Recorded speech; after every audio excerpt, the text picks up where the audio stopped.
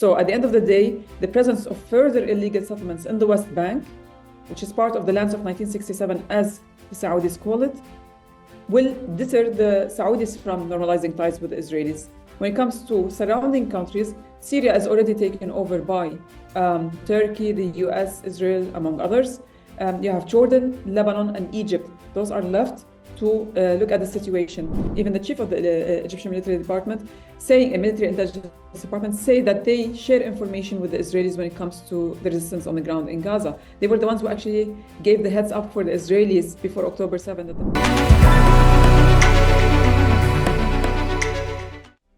Well, unfortunately for the whole world, and this is reality, we're not talking about basically textbooks, what things need to be done. We need to deal with reality. The Qatari Foreign Affairs Minister announced on Thursday, basically last Thursday, that the ceasefire will rely on the good intentions of both parties that are signing it. That's basically Hamas and the Israeli occupation forces. We know that the Israeli occupation forces have zero good intentions. They will continue to breach any ceasefire that they have done, because this is what they did over the past period, and this is what they continue to do, not only basically in Gaza, but also in Lebanon. So at the end of the day, we have to be very realistic. The only thing that can secure a ceasefire in place is if the United States actually steps in and not only threaten the Israeli entity to hold on to that ceasefire and be committed to it, but also cut off any military support and any financial support to the Israeli entity, so long the Israeli entity continues to breach the ceasefire. Well, the Israelis haven't started recently doing that. They've been doing it forever. And over the past 15 months, we've seen increased announcement of basically more settlements to be built, illegal settlements to be built in the West Bank. And they even allowed for, remember that, since May last year until now, the Israeli occupation forces had also allowed for the building of a new illegal settlement in Jerusalem, in East Jerusalem. And that's basically what you call the Palestinian side of town. And that's the first time that they allow that since 2012. So 13 years later, the Israelis they already started building what you call an illegal settlement in East Jerusalem. They already allowed for four illegal settlements over the past 5 months.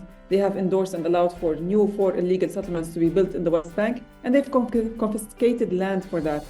For the world to actually now just realize it, it's really sad, because everybody had been turning a blind eye to what's happening in the West Bank. The ramifications of it and the impact of it on the Palestinian community and on Palestine itself, it's going to be a cause for a third intifada, or basically more riots and uprisings among the Palestinians against the Israeli occupation forces.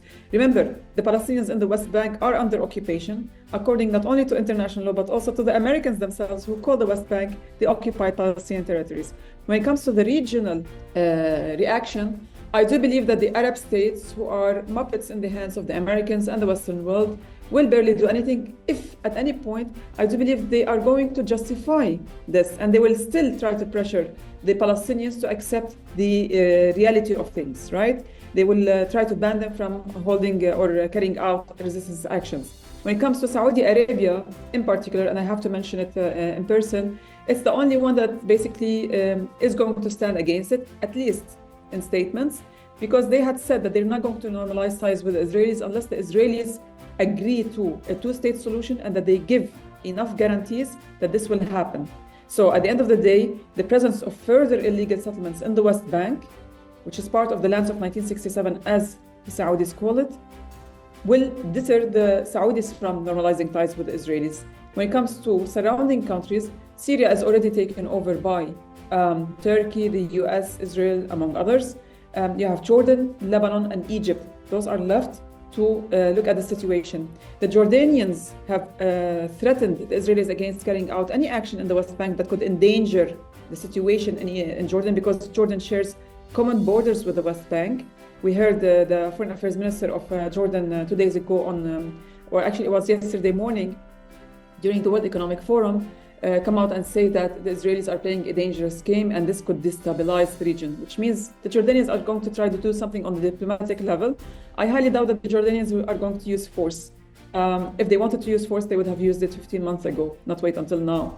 When it comes to the Lebanese, I do believe that the Lebanese will hold their grounds if and at any point not only defend their land, which is occupied by the Israeli occupation forces. The Israelis continue to be present in South Lebanon, but also they will carry out a support front again. They don't mind doing that like they did to Gaza. And the Egyptians, I mean, at the end of the day, the Egyptians do what suits them.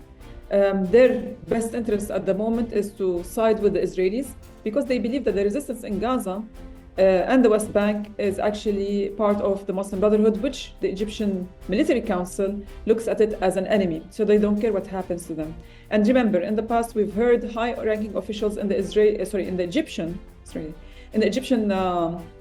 military intelligence department, even the chief of the Egyptian military department, military intelligence department say that they share information with the Israelis when it comes to the resistance on the ground in Gaza. They were the ones who actually gave the heads up for the Israelis before October 7 that the Palestinians, Hamas especially, were planning something around the holiday times. So I do believe that the Egyptians will collaborate with the Israelis so long that their interest basically supports that. But towards the end, when the Israelis eventually try to kick out the Palestinians to Egypt or destabilize Egypt, the Egyptian will have a different say, but it will be too late. Trump is a bully, and Trump is a businessman. The way I see it, he's going to continue what he started back in 2016, 2017. He's going to bully Arab states that basically circle or orbit the American sun, as we call it.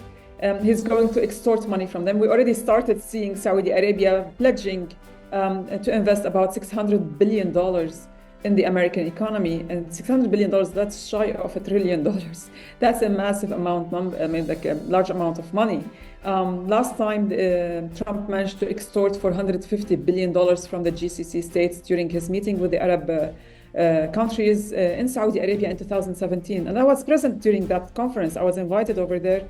And it was really funny how he collected that money. So he's saying, like, we give you protection. If you don't do our bidding or if you don't pay for it, basically we'll stop that. And those monarchies and those leaderships that are found in this region, there for the longest time, they don't want to lose their power. So at the end of the day, they will pay money. Saudi Arabia started with $600 billion. Let's say the others fall in line. He will continue to support the Israeli occupation forces, telling them to do whatever they want to secure basically the stability and security of the Israeli entity.